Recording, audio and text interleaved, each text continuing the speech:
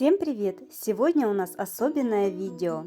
Это те самые легендарные пирожки с вишней и с маком по рецепту моей мамы. Сначала приготовим опару. Нам понадобится 50 грамм дрожжей и 2 столовые ложки сахара. Растираем дрожжи с сахаром до образования жидкой консистенции.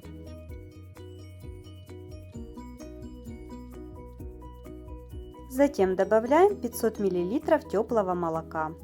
Перемешиваем и отставляем примерно на 20 минут, чтобы дрожжи начали работать.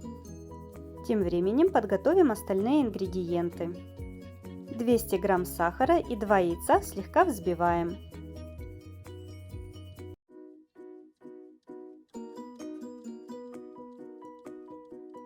«200 грамм сливочного масла либо маргарина нужно растопить. Муку обязательно просеиваем и добавляем частями. Добавляем щепотку соли, столовую ложку подсолнечного масла и уксуса. Туда же выливаем взбитые яйца с сахаром. За это время дрожжи отлично подошли, выливаем их в общую массу. Туда же выливаем растопленное и остывшее сливочное масло. Сначала все перемешиваем ложкой, затем замешиваем тесто руками. При необходимости подсыпаем муку. Сразу не добавляйте много муки, чтобы не забить тесто. Тесто должно быть мягкое и слегка липкое. С таким тестом будет легко работать, и пирожки получатся воздушные. Миску слегка смазываем подсолнечным маслом и оставляем тесто примерно на 1,5 часа, чтобы подходило. В теплом месте тесто подходит ориентировочно за час-полтора. Так как у меня будет две начинки, вишни и мак, я делю тесто на две части. Перед формированием пирожков тесто обминаю. Затем отщипываю небольшое количество и формирую шарики.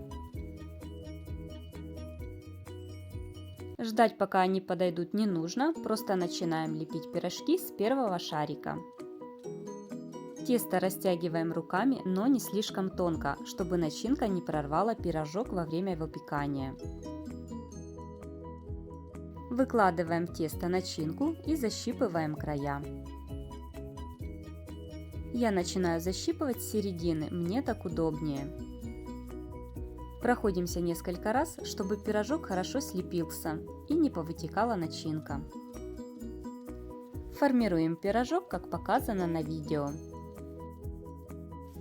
Таким образом лепим все пирожки, пока не закончится тесто. Маковую начинку я использовала уже готовую, но можно приготовить и самому. Вишни у меня консервированные в сиропе, поэтому сахар я не добавляю. Вишни можно использовать свежие, либо свежемороженые. Тогда в каждый пирожок нужно добавлять по пол чайной ложки сахара, чтобы пирожки не были кислые. С этого теста можно готовить пирожки с любой начинкой, например, с капустой, с печенкой, либо творогом. Пирожки выкладываем на противень, накрываем полотенцем и оставляем примерно на 10-15 минут, чтобы они подошли. Затем смазываем разболтанным яйцом.